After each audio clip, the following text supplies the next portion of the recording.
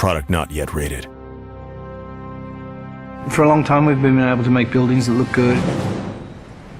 We've been able to make cars that look very real.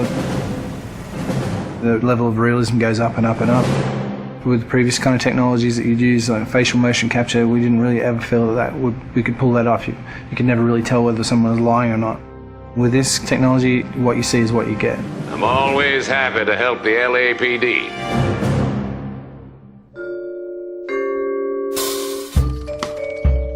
We started research on it about 5 years ago. Back then, only research groups were already doing it, this kind of 3D mesh generation from optical cameras. We thought that there might be some application for what we were doing, and this story is a detective story, so the believability of the actors' performances is key to gameplay. That's one of the key strengths of our system. We can actually see all the subtle features that animation traditional ones just can't do. Cole Phelps, traffic. What have we got? It's really acting a scene in two parts. The motion capture and then the motion scanning. The motion capture captures all the body movements and where people look, so it gives you all of the eye lines. Regulator valve. Good find. Then we'd move over to this studio where an actor would typically go into makeup in the morning and then they'd have their hair done in a 1940s hairstyle. Then they'd come into a room and sit in the seat behind me, and what the rig does is capture a volume around them. You've got cameras not only around, but also looking upward and downward as well. So any kind of movement is going to cut out some of the information. And they deliver their lines, and as they talk, they get processed and turned in 3D. And action.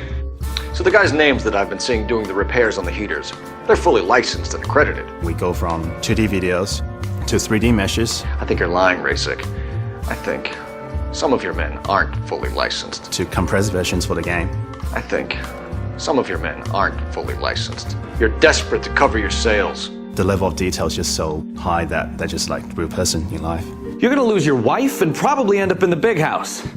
I hope she was worth it. Being in the depth analysis room is a process that most people have never experienced. It's such a new technology. It's a constant close-up is what it is, but it's a close-up from 360 degrees. There's something pretty special about knowing that you will be recreated, but in another type of form. I saw myself today. Blow it off, Cole. These artsy-fartsy types always get a little flighty. It's me. LAPD, drop the weapon! Hey, you think I'm some kind of nut job? What proof have you got? A big theme of this game is dishonesty and to detect when people are lying. You couldn't have done that in the past. Why are you lying to me, Varley?